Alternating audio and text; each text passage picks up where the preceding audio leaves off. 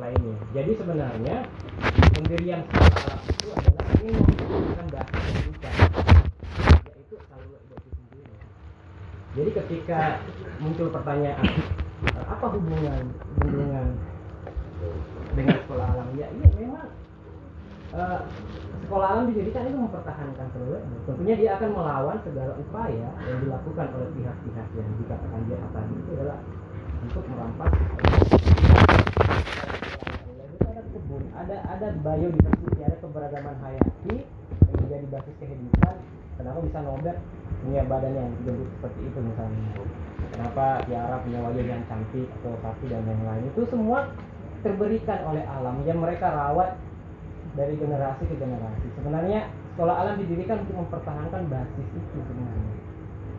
Dan saya sepakat dengan apa yang dikatakan Pak Hajar. Kenapa tidak ada yang menanyakan bagaimana metodologi sekolah alam itu? Alih-alih menanyakan itu, kita malah menyimpulkan hal yang sebenarnya membutuhkan diskusi yang lebih panjang. Itu sebenarnya konsepsi sekolah alam yang saya pelajari selama 6 bulan terakhir ini. Dia alam yang otentik, bukan alam yang abstraktif, bukan alam yang romantis seperti sekolah alam yang di kota-kota itu. Atau sekolah adiwiyata kan, sekolah formal ada konsep sekolah adiwiyata yang diperlombakan itu kan alam yang abstraktif, bukan alam yang sebenarnya. Salul Ibo itu alam yang sebenarnya. Kalau kalian ingin melihatnya langsung, ya saya belajar pribadi mengajak kawan-kawan untuk melihat realitas objektif itu begini itu. Kedua, terkait persoalan sekolah alam, semenjak mereka berpindah dari Salul Ibo ke Patulana, terjadi perubahan kualitas pembelajaran yang cukup signifikan. Bayangkan orang yang tinggal di suatu alam yang otentik itu tiba-tiba pindah ke tempat yang sama sekali asing bagi dia. Nah itu. Jadi awalnya di Salul Ibo pra pemikiran itu W. Acok dan kawan-kawan itu lebih banyak mengkampanyekan tentang metodologi. Semenjak dia pindah ke Batulana, kita lebih banyak mengkampanyekan tentang masalah. Itu perbedaan antara pra dan pasca gitu. Karena memang ada perbedaan yang itu berubah 180 derajat. Ada semacam budaya gitu. Ada shock culture gitu. Tiba-tiba anak-anak yang hidup di dalam basis kebudayaan dulu bertemu dengan basis kebudayaan yang ada di situ. Semenjak perpindahan itu pula terjadi perubahan secara kuantitas.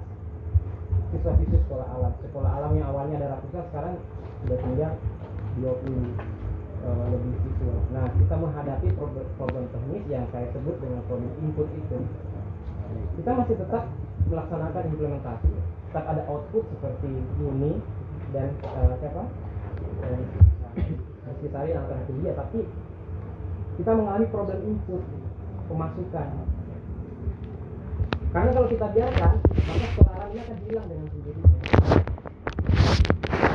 Kita menghadapi problem input karena tidak ada yang mendaftar, karena memang alam ini memang sangat Salul Ibo. Soalnya berada dari Salul Ibo itu sendiri. Ada upaya yang sudah kita akan lakukan, misalnya seperti rencana yang akan dilakukan oleh Fajrin Dawai Muda dari UNED. Dia akan mendirikan semacam sanggar seni rakyat yang berbasis sekolah Salul Ibo di Patulana itu. Tujuannya adalah itu membangun branding, mengundang anak-anak didik di luar dari Salul Ibo untuk mengatasi problem input itu. Itu ada satu persoalan, itu persoalan branding. Yang kedua adalah pengembangan kurikulum.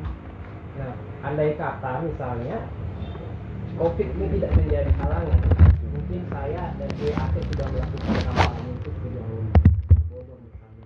Di Bogor itu ada salah satu